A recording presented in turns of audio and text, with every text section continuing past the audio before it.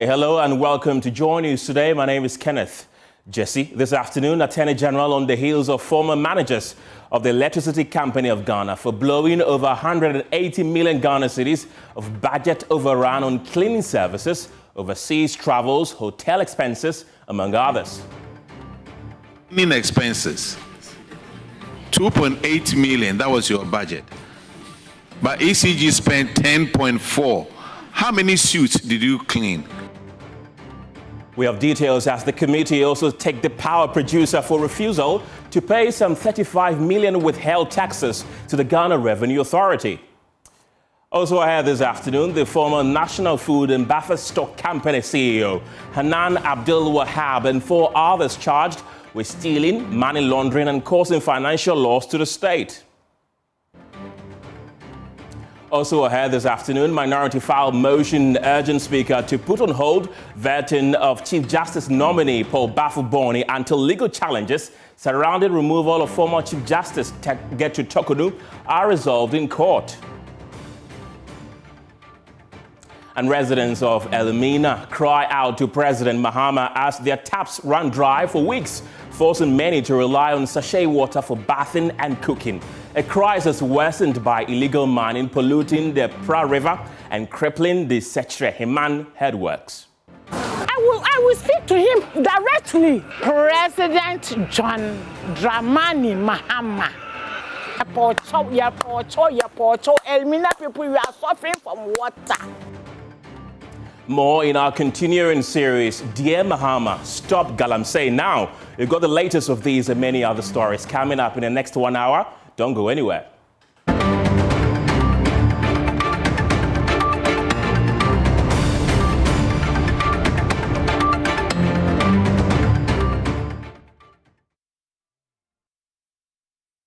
Hello again, and we begin this afternoon's broadcast from Parliament because former managers of the Electricity Company of Ghana will face the Attorney General for prosecution for blowing over 180 million Ghana cedis in budget overrun without approval. Well, this revelation was made during the Public Accounts Committee sitting on Tuesday, where managers of ECG appeared to answer questions on infractions captured in the 2024 Auditor General's report. James Aveji has details in the following report.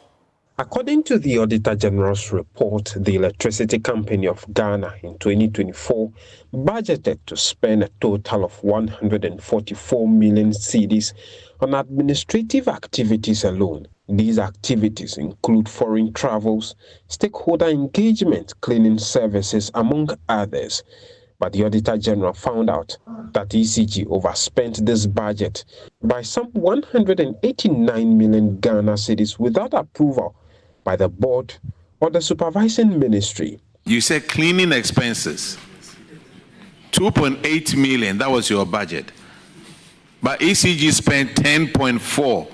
How many suits did you clean for that? Hotel expenses, 9.3 million was your budget, but you spent 12.2. Staff fuel. Hey, did they drive around the world? Budget was 2.8 and you spent 3.6 million. Your budget was 4.2, but you spent 7.9 million.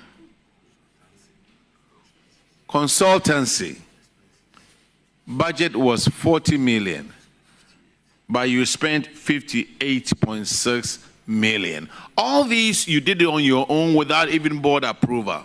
The report also revealed that ECG also failed to remit some 35 million Ghana cedis collected through withholding tax to the Ghana Revenue Authority. When you withhold taxes, how long should you have in your account before you pay to Ghana Revenue Authority? I think 14 days. 14 days? Yes. And now we have 70.9 million. And so how much have you paid? 35.9 million. I think this is another one for Attorney General to deal with you. This is the clarification offered by Acting Managing Director, Engineer Julius Kpekpena. We will not try to justify the infractions. We accept that we overstepped our boundaries.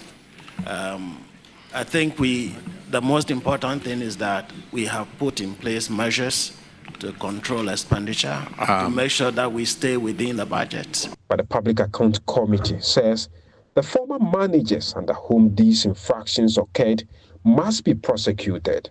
CEO, those managers who were involved, I'm recommending that they need to face the Attorney General for prosecution. It's just simple and short. You spend all this and you want to come and increase our tariffs, you owe your thing. Now let's go to the next one. This is our unremitted withholding tax of 70.9 million. What has happened to this amount?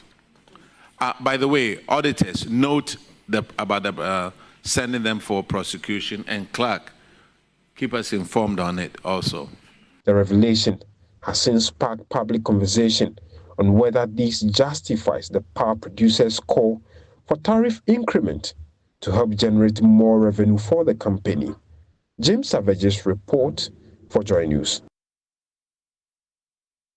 All right, so that's what transpired before the Public Accounts Committee yesterday. Let's expand the conversation and bring in Dr. Ishmael Ajakum, who is a former board member of the Public Utilities Regulatory Commission. Grateful for your time this afternoon. First, what do you make of this administrative overrun by ECG, especially when the same company is virtually pushing to increase revenue for more financing?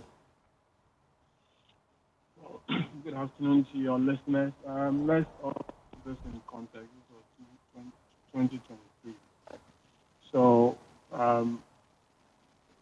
it's nothing, for me, it's nothing new that ECG has this budget overrun. I think that they've been doing it. If you go back and check all their annual reports, audited accounts. Kindly speak up so we can hear you. I told you, I'm driving, that's the problem. Can you hear me now? Much better. Sorry, can you hear me now? Much better. Okay, so I'm saying that it's something that is not new. If you go back to previous audited accounts, that's what they've been doing. These cost overruns, they do happen. I think let's delink the two. This is a corporate governance thing. I mean, there's a board that is supposed to be overseeing the activities of the company. And this was in 2023. So what happened in 2024? What budget did they present and how much of that was approved? It's a corporate governance thing, and because of this thing is happening, I expect that, like the members of parliament are saying, this has to be investigated further, and people will have to explain that to whoever, the Attorney General or whoever comes knocking at their door. Except that we need to say that when the company presents, its budget, sorry, can you hear me? I can hear you loud and clear. Okay. I'm sorry. Coughing. Yeah. Right. Dr. Ajakum, is everything okay? Could we continue the conversation? We appear to be losing him there. But you've mentioned that this is nothing new. It's been happening all the time. But this time around, there's a recommendation for a possible prosecution before the Attorney General. Do you think it's a step in the right direction? Yes, I think so. I mean, people should be able to account for their stewardship, and I fully support that. Especially decisions have been taken without board approval, this has to be investigated.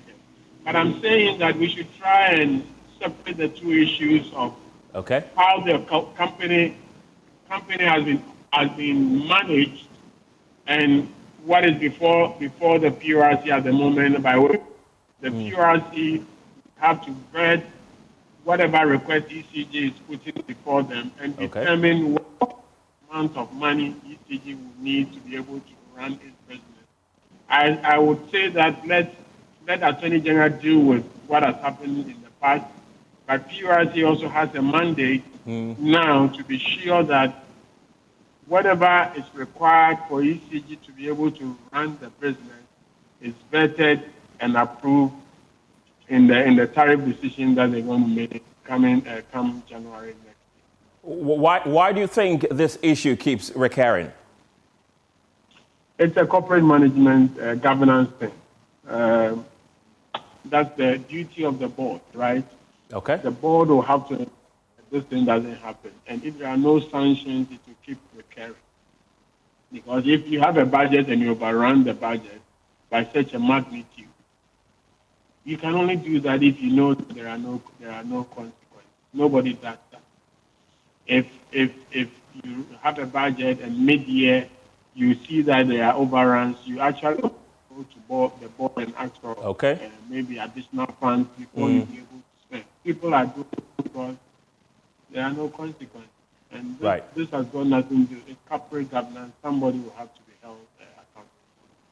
Right, Ishmael Ajakumhene, thank you very much. He's a former board member of PURC. And in other stories this afternoon, the Minister for Roads, Gavins Kwame Agboja, has revealed that there will be no delay in payment to contractors working on the government Big Push project. He gave the assurance at the Public Accounts Committee where members raised concerns over the increase in debt from road construction projects due to delayed payments to contractors.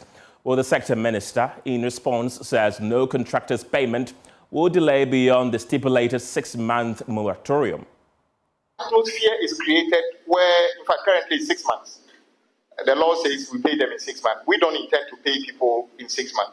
Once the regime of payment improves, contractors don't really care whether there's a clause in there or not. And we are determined to use the Big Push as a template to start that without having written that to the contract. We pay them within a reasonable time. Then they can go and actually retire their indebtedness to the banks or the financial institutions. And everybody will be happy. So we shouldn't be too worried about the clause of our interest on delayed payment. With regard to advanced mobilization, yes, if we had the money, we'll pay. But as a minister, we owe contractors we can't pay. And then the same contractor comes to get a new job. And then you are using the money to pay advanced mobilization. And then the certificate you owe him is attracting interest. Won't you rather pay off his debt and allow him to use his own money as capital to start the new project? I think we had this discussion with them, and we thought that it was appropriate. That is why we want to thank the Parliament for making allowance for some amount to be set aside for arrears clearance. At the last check, I think we have paid almost 5 billion towards the arrears, and we will continue to do that. The Ghanaian contractor deserves to get his money back so that they can go back to site in our communities and work and make those roads safer for all of us. The Attorney General, Dominic Ayine, has filed multiple criminal charges against the former Chief Executive Officer of the National Food and Buffer Stock Company, NAFCO, Hanan Abdul Wahab, and 4 others over alleged acts of stealing, money laundering and causing financial loss to the state. According to court documents filed at the High Court in Accra, the accused persons are facing a total of 21 counts. The offences include stealing, money laundering, defrauding by false pretenses, conspiracy, and the intentional dissipation of public funds, all contrary to provisions of the Criminal Offences Act 1960, Act 29, and the Anti-Money Laundering Act 2020, Act 1044. Per the charge sheet, Mr. Abdul Wahab, while serving as CEO of NAFCO between February 2017 and February 2025, is alleged to have diverted over 50 million Ghana cedis from the company's funds, purportedly paid to a supplier, Sortina Enterprise. Well, he is further alleged to have fraudulently transferred an additional 5.49 million Ghana cedis to Ali Dibi Enterprise, a business he is said to personally own, under the guise of supplying foodstuff to the state company. Well, his co-accused, Faiza Seidu Wuni, is alleged to have laundered over 13 million Ghana cedis through her company, Hausa Ventures and to have caused a financial loss of 4.4 million Ghana cedis through transactions with NAFCO under the business name Al-Kani Enterprise. Well, the charge sheet also implicates the Aludiba Foundation and Energy Partners Limited, both linked to Abdul Wahab for their alleged involvement in laundering and receiving proceeds from the unlawful transactions. Well, the Attorney General's office says the alleged offences resulted in significant financial losses to the Republic. And this, of course, is a developing story that we surely follow through to bring you more update. Well, let's take you to the seat of government now, because the Ministry of Health has announced a new digital platform to manage health data nationwide. The Ghana Health Information Management System. Well, the Health Minister, Kwabena Minta-Kando, says the new system replaces the Lightwave Health Information Management System, which he says is underperforming. Speaking at the Government Accountability Series, the minister said the company behind LHIMS has been paid over 70% of a $100 million contract, but had completed less than 50% of the work. It described the company's recent posture as blackmail, insisting the government will not bow to pressure. Well, the platform was introduced to digitize patient health records at public hospitals in Ghana, replacing paper-based folders and allowing health workers to access patient history, manage claims and support clinical workflows, but is experiencing nationwide disruptions, forcing some hospitals to revert to manual record keeping. Well, the National Health Insurance Authority also raised concerns about temporary system downtimes affecting patient services. And our presidential affairs correspondent Maxwell Agbagba was at that particular press briefing and joins us on the line right now via Zoom. Maxwell, tell us more. Well, the health minister was not particularly excited with what he says is underperformance by Lightwave, the company managing the LIMS, the LHIMS system. He says they were paid over 70% of the contract sum, which was $100 million. They were paid 70% of that amount, although they had not delivered over 50% of the work that they were given.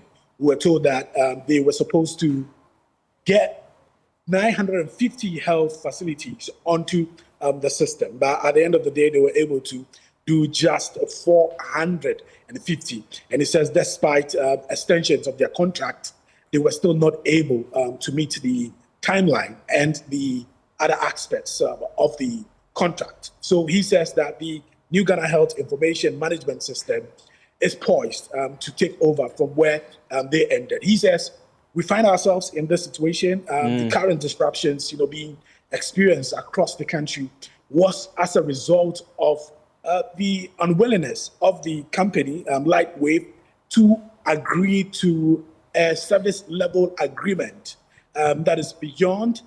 Before, when a contract ended in December 2024, right, what they were supposed to do now is to enter into a service level agreement that would enable them to continue to work, on the system. But they disagreed. They disagreed when the Ministry of Health proposed that they want the government of Ghana to be in charge of the data and that they are collecting. The health minister says the company disagreed and said that no, there's no way that is going to be possible for the government of Ghana to manage the data. And that was part of the service level agreement, which they disagreed to. So that is why, and it's part of the reasons why they don't want to continue the work with them. And now the Ghana Health Information Management System is expected to take over from where LIMS ended. Interesting revelation there, Maxwell. But the minister has also been assuring that the medical records of Ghanaians will not go back to the manual way. What else has he been talking about? Yes, he says that is not going to happen. He actually apologized to Ghanaians for the service disruptions that we have experienced across the country. He says his ministry is working tirelessly around the clock to mitigate the situation. He says in the next 4 weeks, regional hospitals, district hospitals are all going to see a rollover onto the new system, which is the Ghana Health Information Management System. We are told that For the LHIMS, it was, he says, in his words, it was monopolized. But he says now they're going to open up the bid so that more Ghanaian companies that have, the capacity can also bid to take up other aspects of the contract. Maxwell Agbagba is our presidential affairs correspondent, bringing us that update from the seat of government. Thank you, Maxwell. Well, let's head back to Parliament because the minority has filed a motion urging the Speaker to suspend the vetting of Chief Justice nominee Paul Bafuboni until the legal challenges surrounding the removal of former Chief Justice Gertrude Tokonu are resolved in court. The former Chief Justice is currently challenging the court the process that led to her removal from office. Among other reliefs, she is asking the court to halt the vetting and possible appointment of her proposed successor. Well, the minority contends that the acting Chief Justice is dragging his feet, accusing him of failing to empanel judges to hear the case at the High Court. Joining me on Zoom right now is our resident correspondent in Parliament, Kweku Asante. Kweku, what is the minority's basis for asking the Speaker to suspend the vetting? Well, Ken, JoyNews is just secured exclusive of this motion that minority have filed. Their claim is simple, that the former Chief Justice get to the number of absences in court. In particular, there is one at ECOWAS, there's one at the Supreme Court, there's one at the High Court, all challenging her removal from office. And until those matters are finally determined, they do not think it's just and fair to appoint a new person into that office. And that is why they are challenging the decision of the President to nominate a new Chief Justice. So their request of Parliament is to pass the resolution that will put on hold all these matters until these matters have all been finally determined in the High Court. Then the vetting can happen. And then if the Chief Justice loses it, then a new person can be appointed. And how much traction is this motion gaining on the floor of Parliament? Well, Parliament itself is yet to state, they will state at 2 o'clock, and this is called the notice of motion. So it will be considered by the Speaker of Parliament. If the Speaker of Parliament admits it as a competent motion, it will then be advertised on the order of the other people of Parliament. It will come to the floor, it will be debated, and then a vote will happen.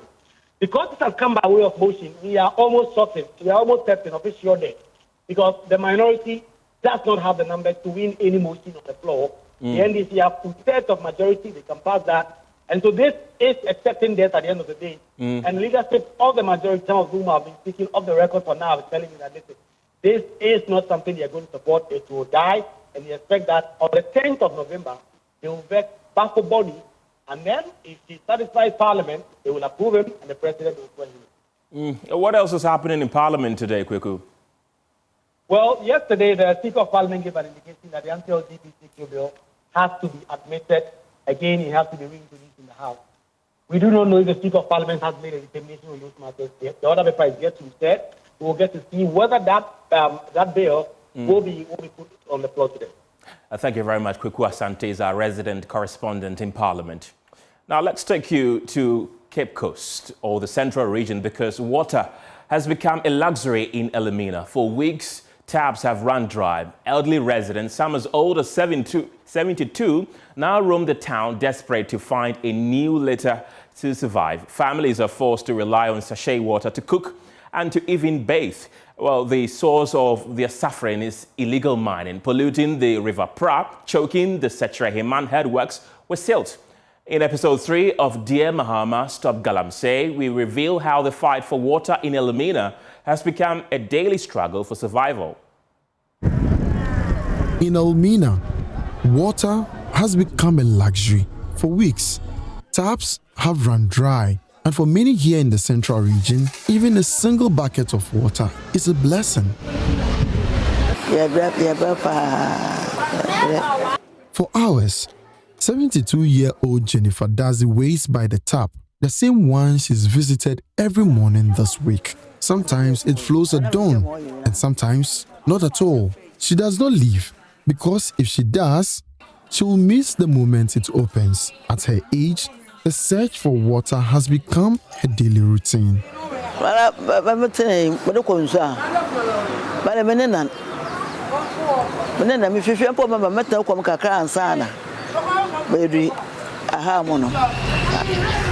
When the tap fails, she turns to sachet water, 2 sachets to rinse her cassava, 2 more to boil it, each one costing money she does not have.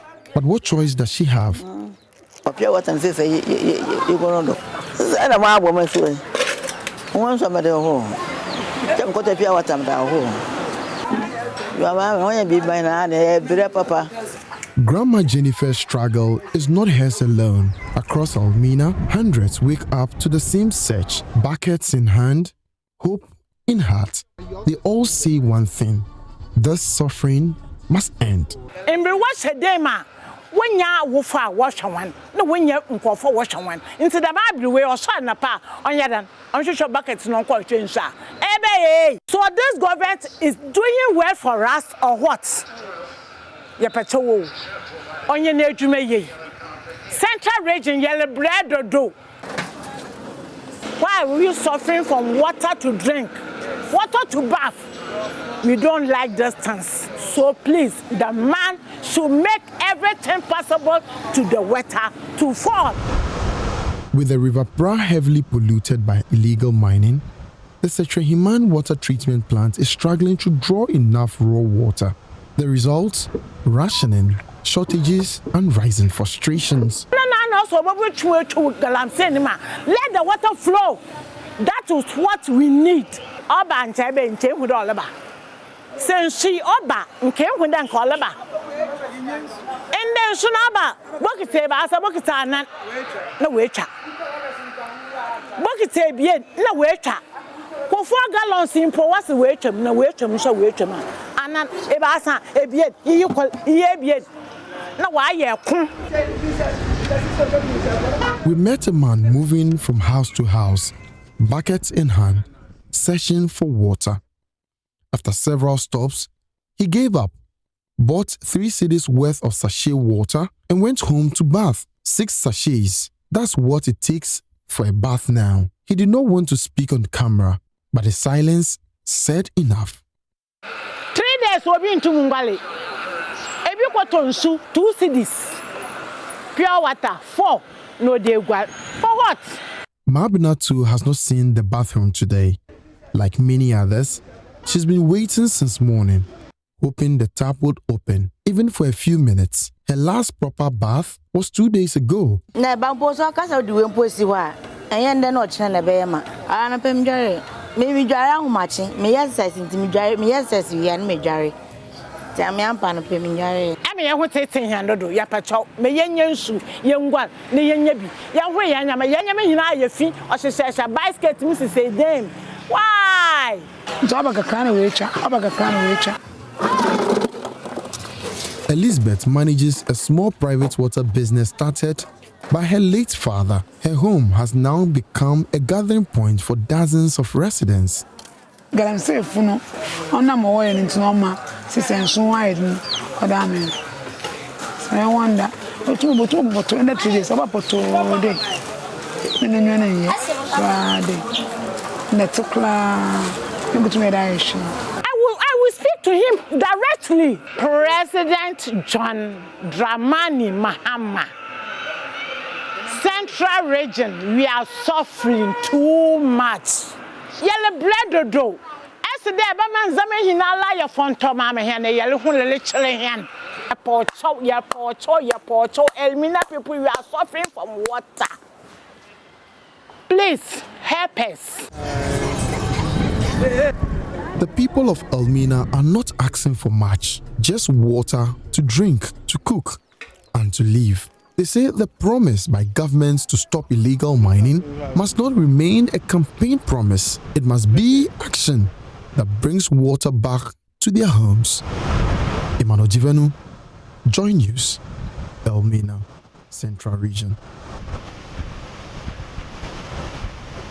A very disturbing situation in Elmina there. But from the Central Region, let's head to the Bono East region because a chorus of anger is rising from the Kintampo, fueled by decades of governmental neglect. Fed up with roads that have become death traps for the economy and their safety, the youth of the area have taken a stand. In a passionate press conference, they issued a stark ultimatum to authorities: fix our basic infrastructure or be held accountable for holding an entire region back. Anasabit reports. The Kintampo North Municipality of the Borno East region, an area rich in agricultural potential yet crippled by a network of roads described by residents as a death trap and a decades-old symbol of neglect. For generations, the people here have watched successive governments make promises while their roads have deteriorated, directly affecting their livelihoods and choking development particularly. Residents shared with us how this single issue affects every facet of life, especially getting their farm produce to the markets that are their lifeline.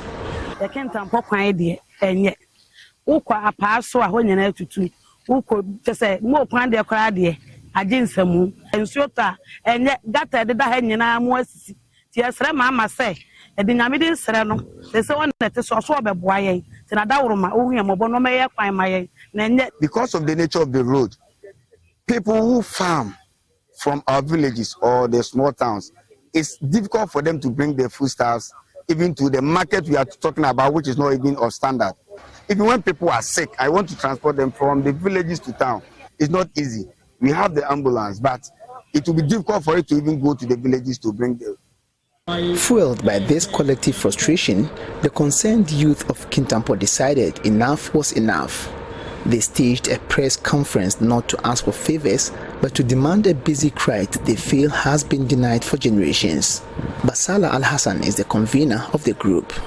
We stand here today, not only as citizens of Kintampo, but as the voices of people of Kintampo in the Borno East region, who have endured far too long the daily struggle and dangers brought about by the deplorable conditions of our roads. Your Excellency, our roads have become death traps. What should be smooth and safe path for our children to get to school, for farmers to transport their produce, for workers to reach their jobs, have instead become broken hazardous routes. Potholes have turned into gullies. Drainage is almost non-existent, leading into flooding and erosion every time it rains in Kintampo. Vehicles break down frequently. Transport fares have skyrocketed, and access to healthcare and emergencies have been severely compromised. Their message was a direct appeal, bypassing lower tiers of authority and going straight to the top. Having felt let down by successive governments, they are pinning their hopes on the current administration. They want the John Dramani Mahama administration to include Kintampo in its road construction plans. Your Excellency, we know you have a heart of a leader who listens. We have seen your commitment to national development and your tireless effort to uplift communities across our great nation. Today, we humbly appeal to you to remember Kintampo. We ask for your urgent intervention.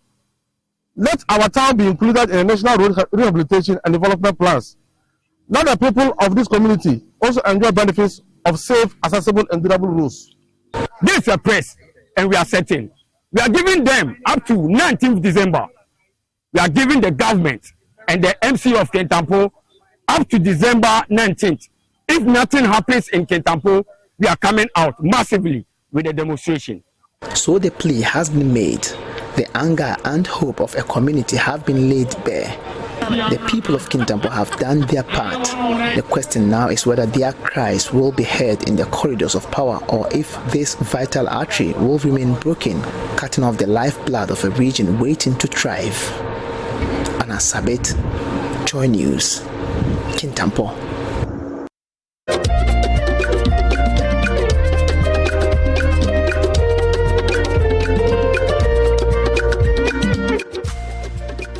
And two schools, two stories, one seasoned by struggle, the other sparked by fresh ambition. Well, this year's NSMQ journey has brought Aminyampong SHS and Our Lady of Grace SHS to the same destination, the quarterfinals, for the first time ever. Here's a report by Adobe Asari. Yes, Our Lady of Grace. 7,227. Correct.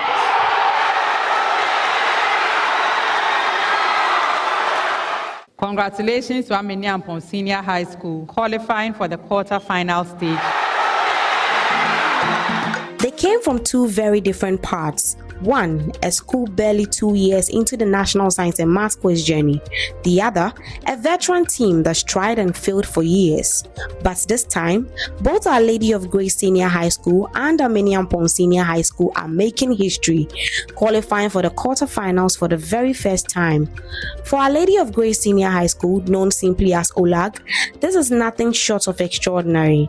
They only joined the NSMQ last year, and within a year, they've broken into the quarterfinals. It means a lot to me because we've put in a lot of effort to getting this far. So it means a lot to training us in terms of to get, and we go for other trial activities to know where we are falling short, to correct our mistakes and other stuff. And we also pray asking God to help us as in get this far. It's teamwork. And then you get to know whatever you need. You know, people have been in the game for long. So you consult them what they did to get to where they are. You get their idea and then you also build on it. We're second in the regional Ashanti Championship. This year we want to get to the final and then lift the trophy. At Aminiampong Senior High School, the mood is just as electric, but the story behind their success is rooted in years of near misses and heartbreak. They've been in the contest for 9 years, but always fell short of the quarterfinals until now. And when I was coming to school, I knew that this school was not famous in NSMQ, but I knew I would try my best when I get into the team. To God be the glory. I think all things work out and we're able to be succeeded. Those who are behind us, that's the Form 2s who will take after us next year.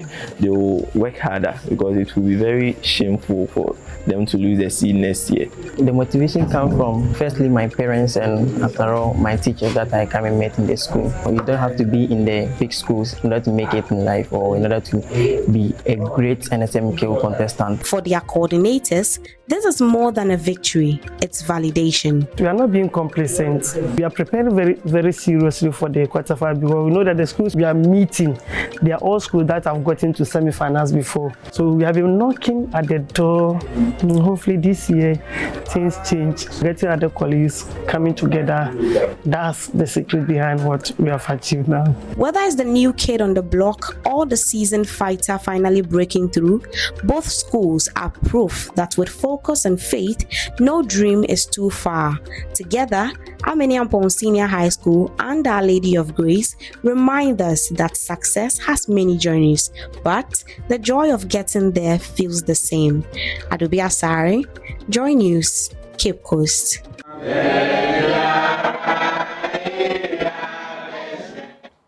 A very inspiring story indeed, and the quarter-final stage of the 2025 National Science and Maths Quiz is now less than 24 hours away. Among the standout qualifiers is Our Lady of Grace Senior High School, one of only 2 debutants to reach the stage, and notably the only private school left in the championship. Well, they are gearing up for a tough quarter-final clash against the 8-time champions, Presbyterian Boys Secondary School, Legon. My colleague Collins Frimpong is currently with the team as they make their final preparations, and he joins me live with the latest. Collins, what more can you tell us? Their room where a lot of the students are now preparing also with their coordinator here. So we can see that the contestants are sitting at a particular place and they are also getting ready, getting everything in place. Let me get you first. Sorry for disrupting you. We know right from the regional championship, you've been competing, you've been helping your colleagues and also your school. First of all, how proud are you that you've been able to secure your school their first quarterfinal slot in the national championship? First, what's your name? My name is Cecil Tuglu. Okay, so for me, I'm very proud about where we've reached so far. I believe that from where we've reached so far, you have done a lot. You have done a lot for the school. You have been able to make the school also proud, and we believe that for the coming years we can also progress like this further and further. You are coming up against Presbyterian Boys Secondary School, PRESEC. We all know their pedigree when it comes to the National Science and Maths Quiz. They've won it 8 times, and they will be hoping that they can do it this time, get the 9th time. You are coming up. How is the feeling, even competing them? Okay, well, for PRESEC, we feel that we have trained enough. We feel that we can do and still win their contest. So for now, we don't have any fear against them. We are just going to try and do our best on the stage. By the grace of God, we know that you will help us see through the whole contest. So you can see. So are you not intimidated? No, please. But with your experience going into the quarterfinal, we know the auditorium is going to be quite intimidating. People coming in to support their colleagues and also other schools, especially the big boys in there. What is the preparation, the mental preparation towards this for you? Okay, so for us, we are going to treat it like any other contest that we've done so far. If we let PSEC intimidate us, we know we are not going to perform our best. So we have to be sure that once we get on stage, we look at them like they are any other contestants that we faced before. With that kind of mental mindset, we know that we can do our best performance over there and also try and win the contest or win the contest in general. Good luck to you, Cecil, you and your colleagues. So that's Cecil, one of the contestants for OLAG, Our Lady of Grace Senior High School, the only private school remaining in the national championship. They came all the way from the Ashanti region. And I must also say that they are the only private school from there to make it to the Ashanti Regional Zonal Championship final in the 2025. They did it when they were competing alongside Owas Opokuwari Senior High School in the Ashanti Regional Zonal Championship final. There's also another contestant here who is busily studying ahead of their contest tomorrow. Senior, what's your name? Yes, Raphael Maoli. Raphael, how has it been so far in the National Championship NSMQ 2025? Okay. Everything has been cool by the grace of God. Okay. Yes, competition after competition, and it's always the same news. Due to gracious God's grace, it's always victory, and we look forward to embracing another victory in our coming contest. How are your colleagues? We know there's also here supporting you guys who are studying, even though they are not part of the contestants. How are they helping you guys? Okay, so they help us by bringing us researches. They do their own questions, they set riddles for us, and if you are fortunate enough, questions like that can come in the actual competition we are in. You are coming up against PAC Legon, and we know how formidable they are, 8-time champions. Last year they made it to the semi-final. I don't even remember the last time that PAC Legon didn't qualify to the semi-final. Are you hopeful that you can eliminate them? Yes, please. Okay, thank you. So that is OLAG, one of the contestants that they are preparing towards their quarterfinals tomorrow against PAC Legon. We just visited them to see how their preparation is also unfolding here, and they are very much ready. You can see that their bell is there. And of course, we'll bring you more of that in our subsequent bulletins, particularly starting with the polls at 3 p.m. But let's take a quick break. We'll be back with the latest in business.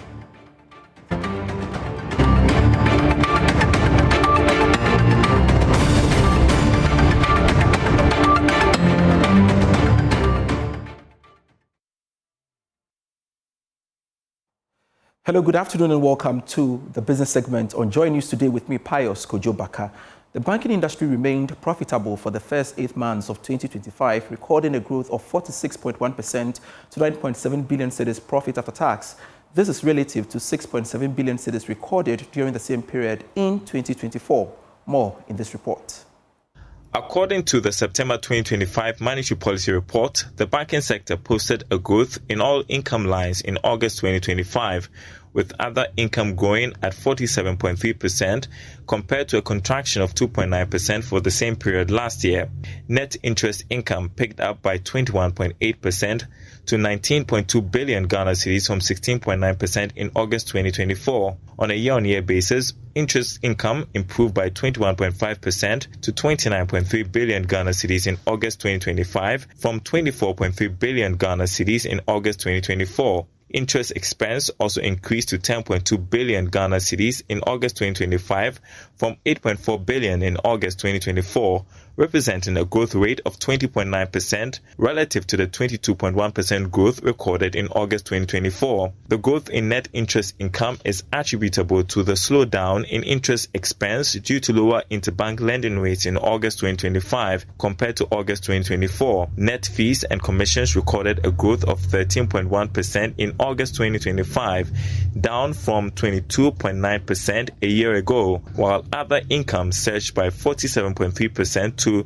4.8 million Ghana cedis compared to a contraction of 2.9% in August 2024. These developments resulted in a 28% growth in the industry's net operating income in August 2025 compared with the 10.9% growth recorded a year ago.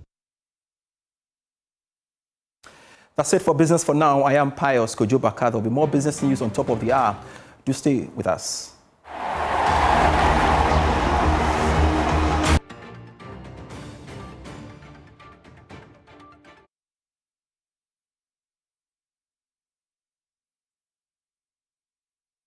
We bring sports now on Joy News Today with me, Muftau Nabila Abdullahi. The Ministry of Sports and Recreation, they have settled the bonuses owed Black Queens players. Joy Sports understands each player received $9,000 instead of the widely reported $9,500. Per intel available to Joy Sports, $500 was withheld as tax. We also understand that the technical team, which is led by Kim Lars, they received $4,500 each, while the head coach got $9,000. Per information available to Joy Sports, the ministry, following their meeting with the players, had promised to make payment within this week, and the decision to pay them today, following their victory over Egypt yesterday, is as a result of the fact that the money was duly released to the ministry. Hence, the decision of the sports ministry to pay the players. The details of this story is on my joyonline.com.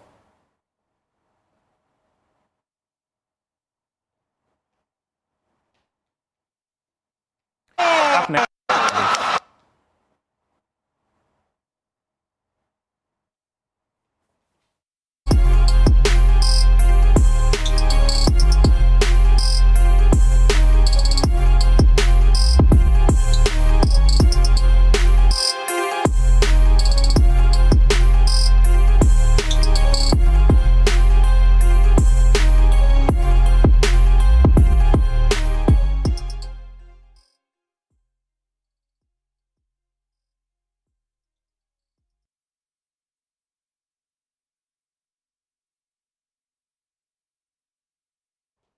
And it's time now for Showbiz. I am Loy Shala Ademi. Let's get into our story. Now, a Kumasi High Court has ruled that the body of a deceased person belongs to the family and not the partner. The court observed that irrespective of the form of marriage contracted in Ghana, customary law is applied in the unlikely event of the death of a partner.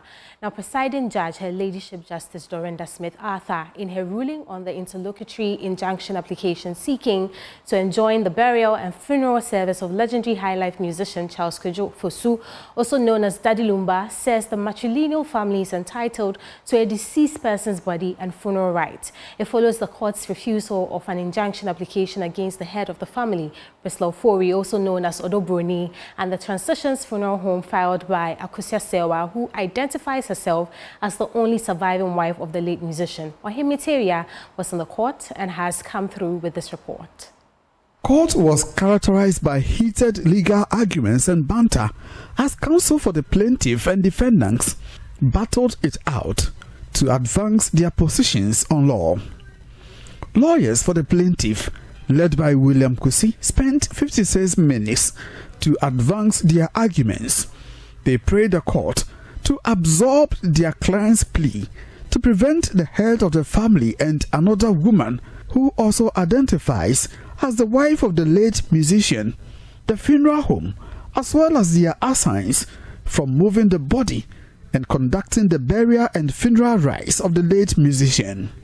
Plaintiff counsel averred Akosua Sewa is the only surviving spouse since she has a certificate of civil ordinance marriage issued in Germany, and she ran to court knowing very well that the law was on her side as the only surviving wife. This, the council argued, is an indication that the late musician cannot be married to another woman.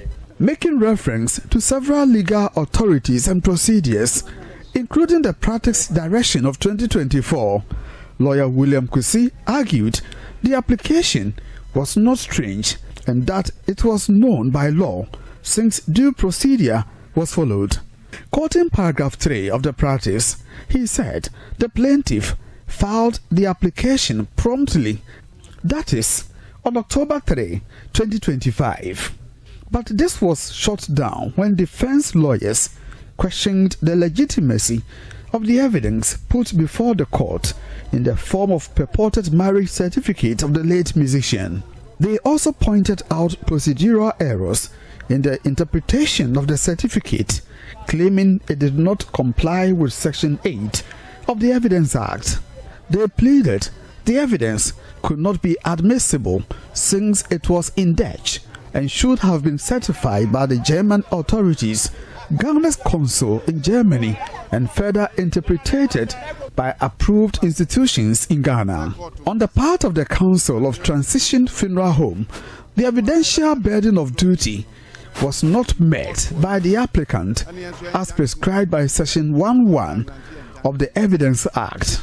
Presiding Judge, Her Ladyship Dorinda Smith-Arthur, assured parties her ruling shall be just and convenient as she refused the application for injunction. Dominic Kwajo Osei is counsel for first respondent Abusiapeni Kofiusu. As the judge read it, I was very much, or the team was very much confident in our position. You were in court, you saw the argument that we canvassed. In as much as law has emotions embedded in it, it is important that you take advantage of that emotion and let not it spill you out of your objectives.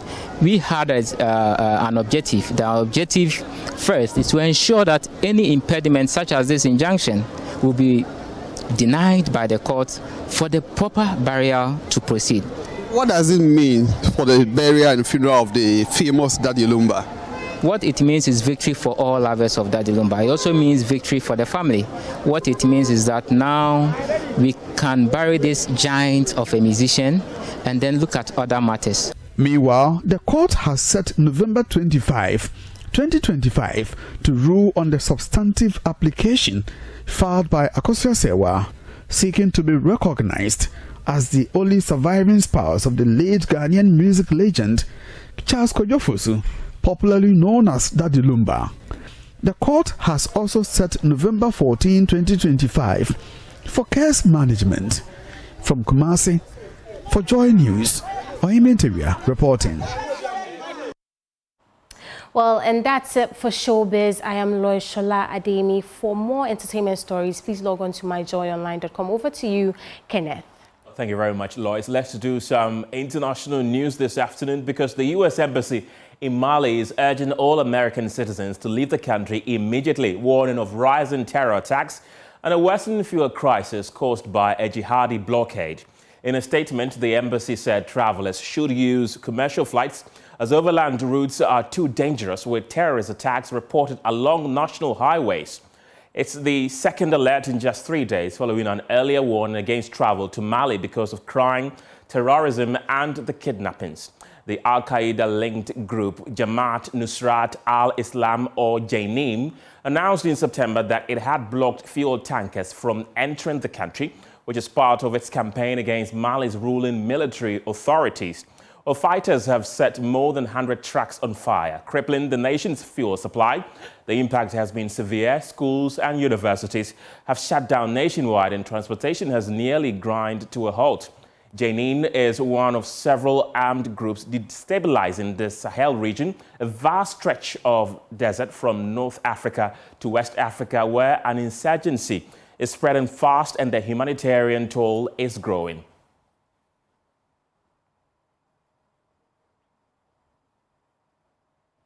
And Cameroon faced a second day of political turmoil on Tuesday following the official proclamation of presidential election results, with protests disrupting cities and drawing international condemnation over the violent suppression of demonstrations and arbitrary arrests. On Monday, significant security forces were deployed in the capital, Yaoundé, while angry protests erupted in other urban centers. By Tuesday, however, the situation in Douala remained tense, with inhabitants blocking traffic at city entrance to denounce the announced results, where many shops and schools remained closed for a second consecutive day, though a relative calm and a resumption of activities were reported in Gaoura. The European Union issued a strong statement expressing, quote, deep concern about the violent repression of demonstrations and deploring the death of firearm by several civilians.